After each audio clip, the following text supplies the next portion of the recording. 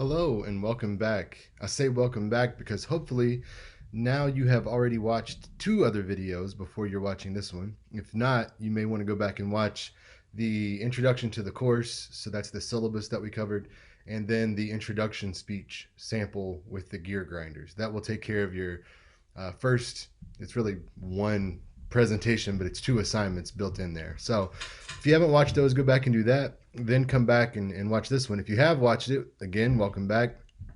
Today we're in my basement slash semi-finished slash guitar studio slash man cave, we'll call it.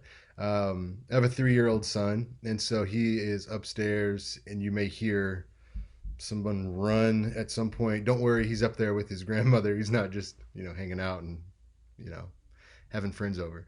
But the idea for today is to talk to you a little bit about why debate is a course at Grand Valley or any university, and it's really more than that. It's why we use debate, how we use debate, what debate is in terms of our daily lives.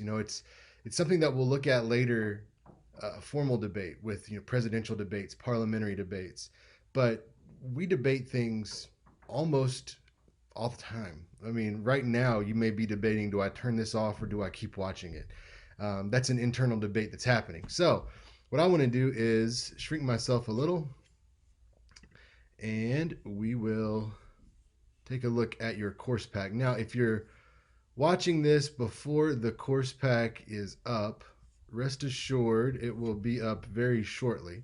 I am completing the end of it right now. I had a version of this done, and I decided that I would rather do it a little bit differently. So make sure you can see me, and let's talk about this. So, we really do debate every single day. Um, when you decide about, am I going to get up now? When that alarm goes off, you have to think to yourself, do I want to get up? Do I want to hit the snooze button? What are the costs and benefits? If I stay here, I'll get a little more sleep potentially, but then I'll run late and I'll be in a hurry. So I can make a decision from that. You may think about when you decide what to wear today. Well, I could wear this because it would be stylish and it looks cute, but at the same time it really might be a little warm if it gets hot today. If I'm outside a lot, where do I have to walk? Do I have to stay inside? These sorts of things. Or for it may be like it was when I was in college, and the debate was, is this clean or dirty? Let me smell it. Looks semi clean. I'm gonna wear this today. I mean, that wasn't all the time, but been there, done that. When you decide to go to class, if you have especially an in-person class, that's a decision that you will make through a debate in your head.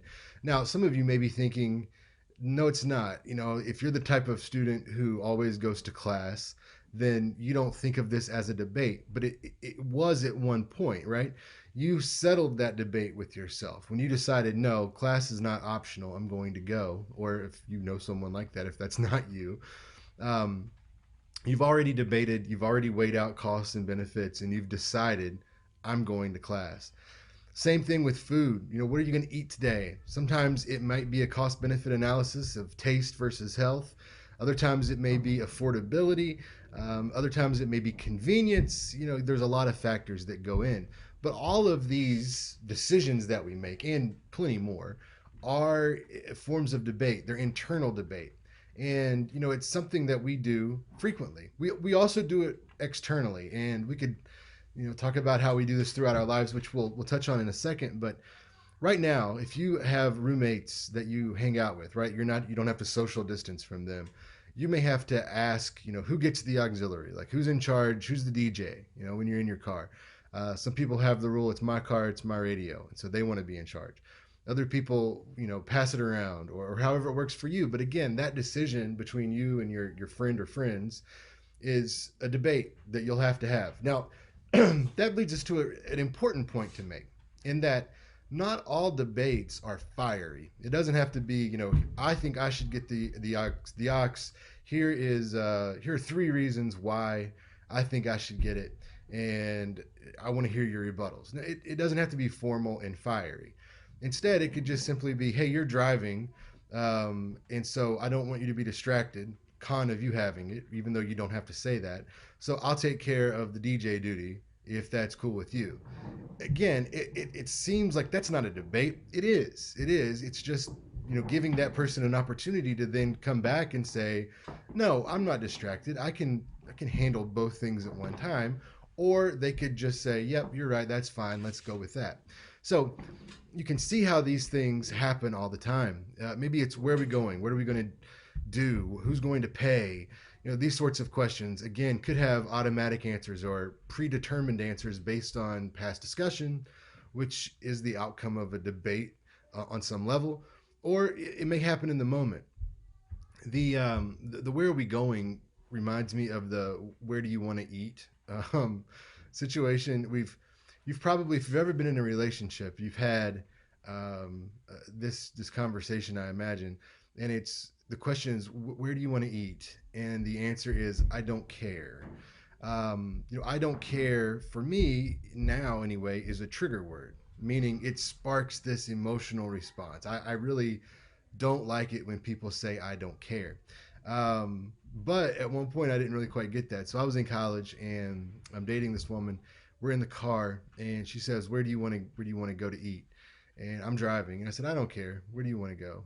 And there was a pause. And now I'm paying attention to the road. We're in downtown, so I don't want to get in a fender bender.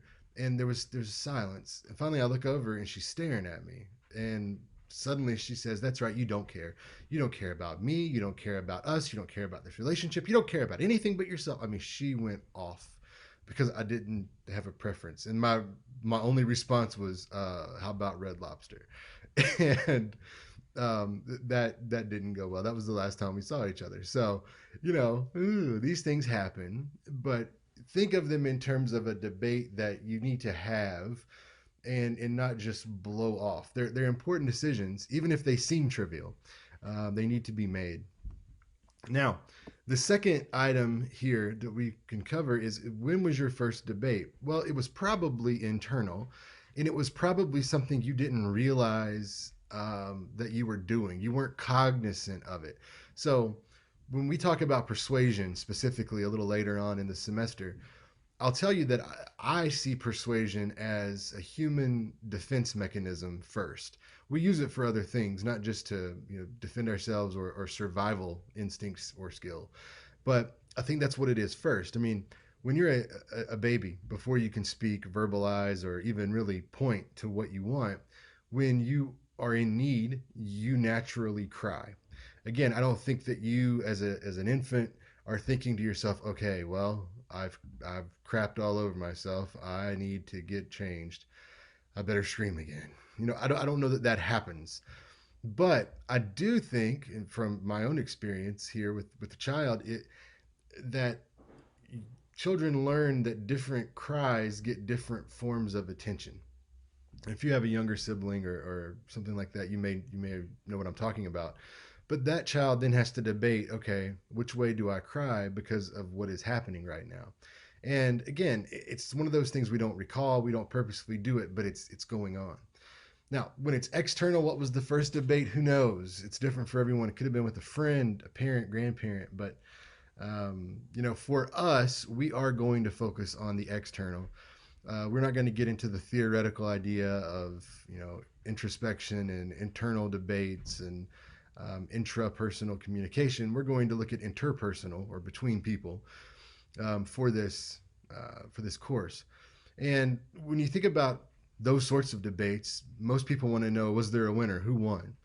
Well, maybe sometimes there can't be a winner, or maybe both people win, maybe both people lose.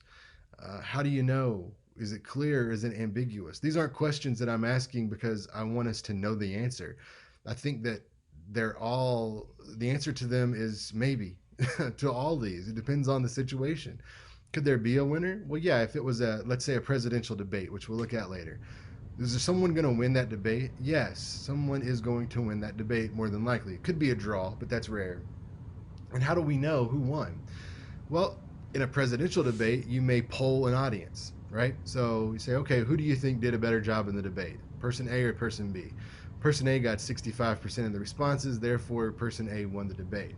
maybe that's a nice, clear way to do it. But other times, if it's a group of friends, let's say, and two people in that group get into an argument, they have a debate, and they walk away unhappy, both. Was there a winner? Maybe not. Maybe not. Maybe both people feel like they lost something. How do we know? Because they're unhappy.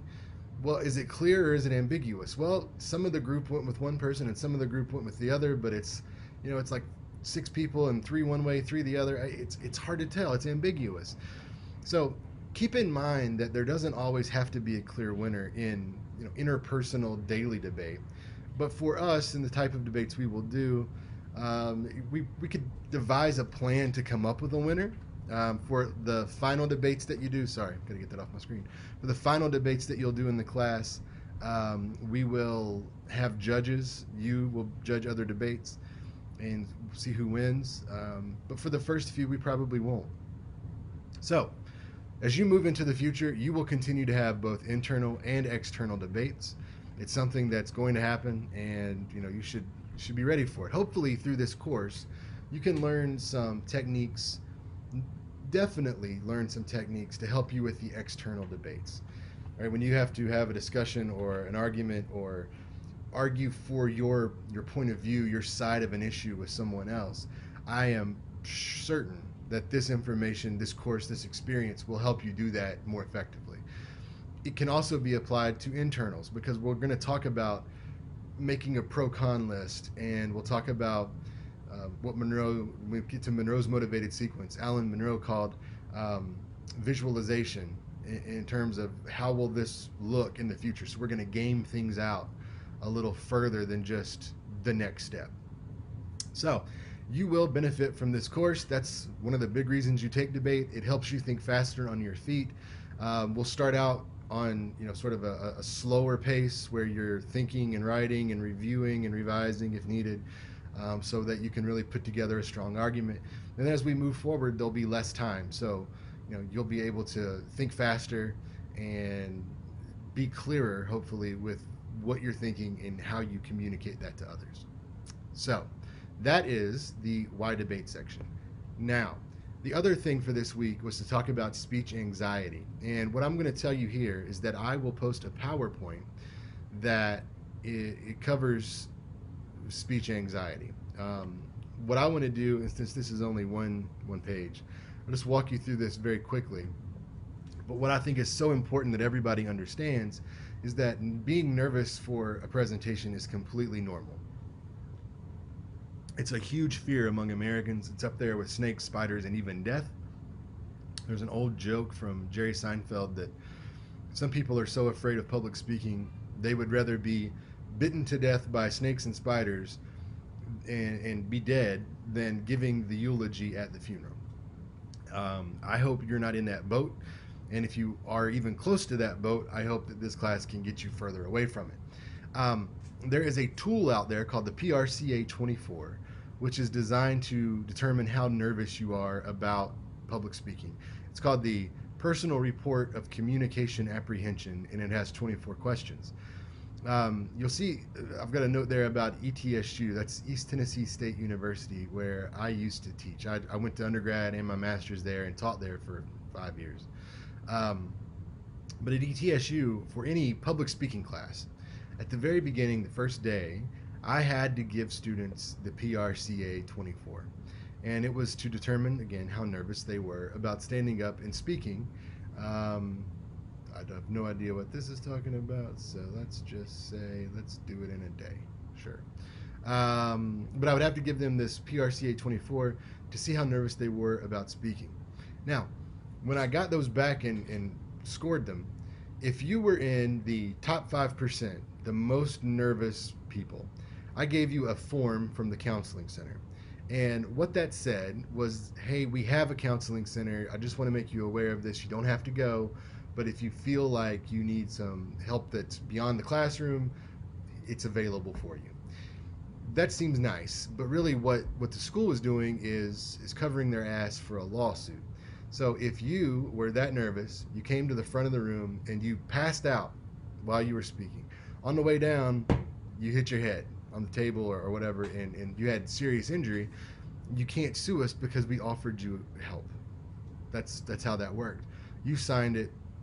You said I gave it to you, and in that lawyer small print, it said that you can't sue. Now, that's interesting. But what's much, much, much more interesting to me is that the people who were in the bottom 5%, right? The people that said, I'm not nervous about anything, those people got a form from counseling as well, but it was different. These folks had to, or required to, go to the counseling center and go through a process, an evaluation, if you will. So I only had 2 students the whole time I was there, 5 years, as a teacher, who had to get this form. They were both guys, and turns out they were fine. Sometimes people don't want to seem weak, and so they will report things that aren't exactly true, right? So on your survey, they're writing, no, no, I'm not nervous, manly man kind of thing. First of all, I don't care. I don't even have a name on there. I just have your number. But these guys had to go to the counseling center, and they had to get a form signed, and then they had to bring it back before I could even let them in class. Okay, so this is actually a policy that went into place in response to the Virginia Tech shooting. So we were trying to find sociopaths, people who can do things without any emotion that most people feel very emotional about one way or another. So I didn't know exactly what happened to these students when they went to the counseling center until much later. And here's how I understand it. So I give you the form. You're not nervous. Take this to the counseling center. Get it signed. You can't return to class until you do. Okay, so they go. They hand it to the person at the front desk. That person knows what the form is. And they say, okay, come with me. They have a room that they use for research. So it's a very sterile room, 1 table, 2 chairs, and a one-way mirror, right? So a big piece of glass in the back that looks like a mirror from people who are in the room, but there's another room connected where you can see straight through. They put the student in there, tell him to sit down, and that someone will be with him shortly. Then, protocol, they leave them there for 15 minutes. After 15 minutes, someone in a white lab coat enters the room and says, do you know why you're here? And their response determines what happens next. So if in their response they say something like, I don't know, I was in speech class and I brought this form over here, I don't have any idea what's going on, they're okay, they can go. Or if it's, oh my gosh, no, please tell me what's going on, this is freaking me out, they're fine, they can go. You get it signed. But if the response was no, they had to stay and they had to get evaluated further. Again, they're in a situation where most people should have an emotional reaction and they weren't having one. So we wanted to make sure they weren't going to do anything in our class that would be tragic and not have any emotion about what they might do. So what you should know is that if you're nervous, you're normal. If you're not nervous, less normal. And that there's no magic spell or magic bullet that can fix speech anxiety.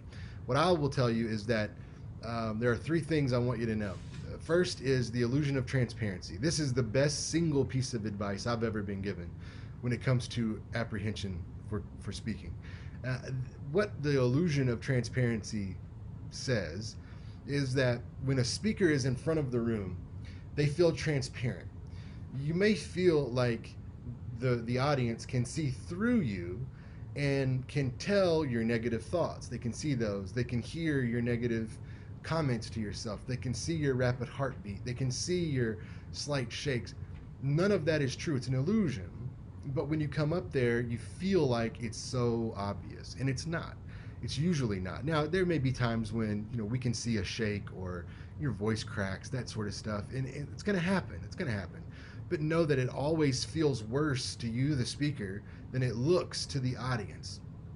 I had a student 3 summers ago at Grand Valley, and I picked him out first day that he's going to be the nervous student, And so he comes to the room, we're all in there, we're going around, we're talking, introducing ourselves, and everybody had to give an introduction speech, just like you do.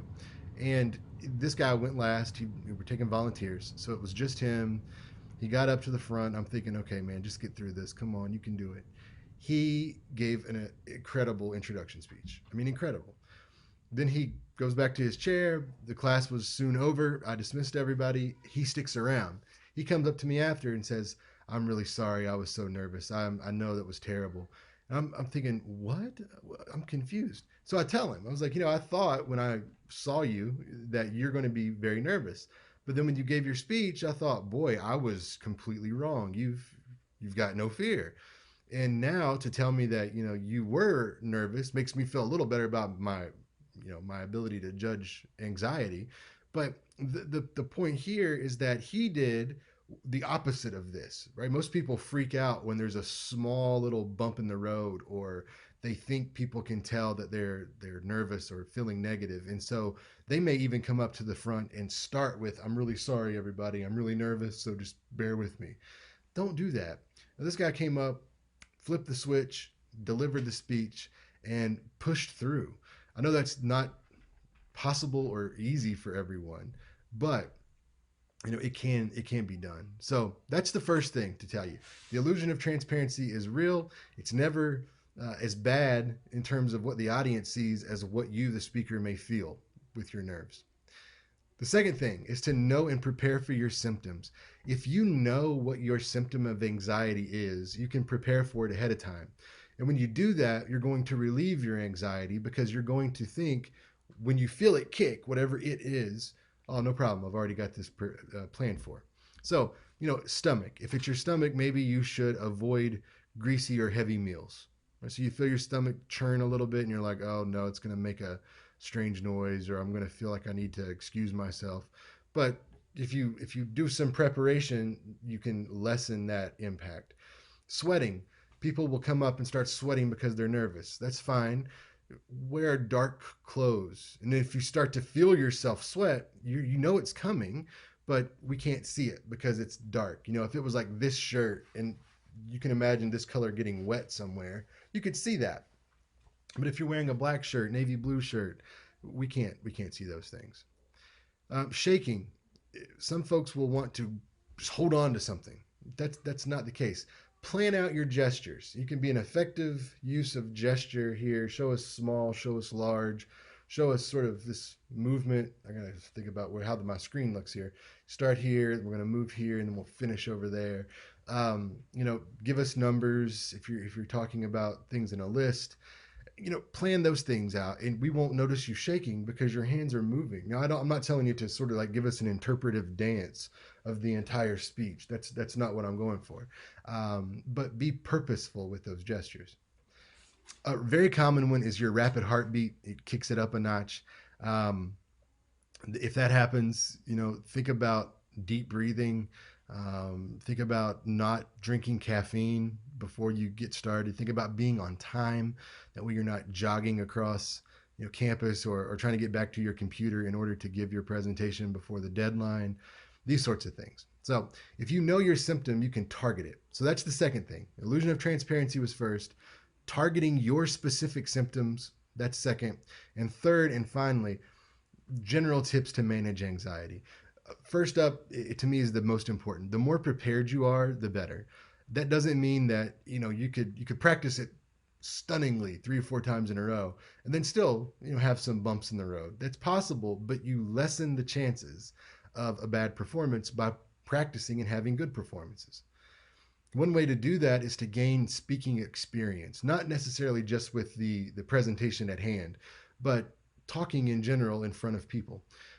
Maybe if you're part of a group, you could give the announcements, or I'll tell you the thing that works best, although I find these people annoying, and you probably do too, but it works. What's it worth to you?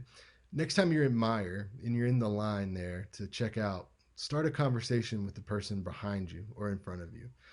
I know it seems weird, but you got a mask on. What do you care? They may not even know who you are. But talk to strangers. You can do that. And if you can sort of go through that much stress in that moment and make it out and think, that wasn't so bad, I promise you it will make life easier when it comes to a formal presentation like a debate or a speech. Next, just stay positive. It's not magic that just because you think you can do something that you can, but you do improve your chances of success by being positive. On another note related to that, visualize success. Positive visualization is important.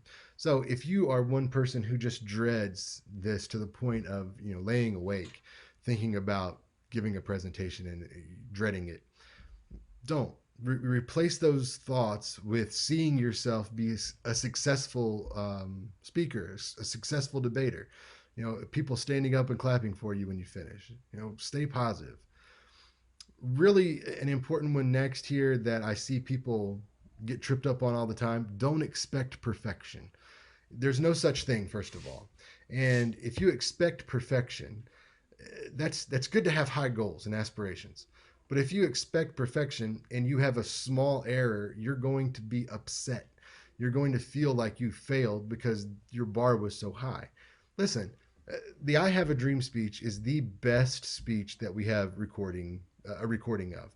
There may be, Greek speeches or whoever from back in the day before we could record it, but that we know of, that's the greatest speech of all time. For a number of reasons, you can take speech class if you want. But even in that, if you look at Dr. King's notes and compare them to the audio, he messed up twice. Now, I don't tell you that to say that, oh, it wasn't that great a speech. No, it was amazing. But the idea there is, if the greatest speech of all time by arguably the greatest speaker of all time had two errors in it, what do you think you're going to do? You think you're going to just do it perfectly? I don't think so. I know I don't do it perfectly. So forget about that. You're going to make mistakes, and if you do, you just move on. You don't even need to say I'm sorry. You just, oh, correction, I meant to say, buh. Go ahead. Or just pause for a second and move on. That's it. That's it. Be in top condition. In other words, be rested and hydrated. I'll say that. Not a good idea to go out with the group the night before, or I guess now with COVID in with the group. We got options around. Before you speak, you might do a deep breathing exercise or a muscle flexion exercise. So for breathing, I prefer what's called 4 square breathing. And what that is blowing everything out and then breathing in for 4 seconds, holding it for 4 seconds, breathe out for 4 seconds, hold empty for 4 seconds, and then bring the air back in. And so it's moving just in 4 second increments. And what happens there, it's both physiological and mental. Mentally, instead of thinking, oh God, no, oh no, oh no, you're just counting to 4. I like to count to 4 in an English accent. It just makes me feel more relaxed and confident for some reason. You try you. But also physiologically, it slows down your breathing. It limits the oxygen going into your body, and your body responds to that normally by calming a bit. The muscle flexion exercise is the one that I like, is to sit down and flex your quads just as tight as you can get them and hold it for a couple seconds and then just let it go dead weight. I don't mean just relax it, but like dead weight it. And then pop them again, flex them up again and dead weight. And what that's going to do is start to move blood down to your lower extremities and away from all of this. And you'll see people that get the red splotchy necks. That's going to happen to some folks. Your face may get red. There's nothing we can do to just completely fix that, but we can limit it as much as possible, and that will help you do that. Last but not least, and I mean this seriously, medical attention. And hear me on this one. Some folks have general anxiety, and it's more than just speech apprehension or communication apprehension. For those folks, if you already take medication, talk to your doctor if this makes you extremely nervous. Maybe there's something that you should add to your regimen, at least maybe on speech day. I don't know. I'm not that kind of doctor, right? I'm the other kind. Maybe if you have never been diagnosed, but you feel like you probably should be, this may be an opportunity to, kill 2 birds with 1 stone, make your life better by, seeing what's going on and handling it head on, and do better in the course if that's something you're worried about. It doesn't have to be anxiety though. I was mentioning the people that get red. You can get medication called beta blockers, which they don't change your mood or your thinking at all. It simply it changes the blood flow slightly to your smaller like capillaries, and that's what turns red. And that might be something that you could benefit from. So again, talk to your doctor about that. But the idea here at the top of the video, we talked about why debate. We do it all the time. We've done it all the time. We'll continue to. And so this class will let us formalize it a bit more. And when we do it, especially in a public formal setting, we get a little nervous most of the time, or a lot nervous. And so now we know that it's never as bad as it feels because of the illusion of transparency. We know that if you can think of your own symptom, you can target it and prepare for it. And we've got general tips to managing anxiety. So watch that PowerPoint. It's fairly brief. I think it's like 30 minutes. It's got a voiceover, so you'll hear some of the same things, but some additional information and examples. Otherwise, don't forget to do your intro speech with the gear grinders for this week. Go back, watch the other videos if you've not done that yet. And as always, let me know if you have any questions. Email me. Like I said in the intro video, I will respond to you, of course, but then I will post an announcement with that question if I feel it's one that most people or many people may also have. All right, stay safe, stay well, and I will see you next time.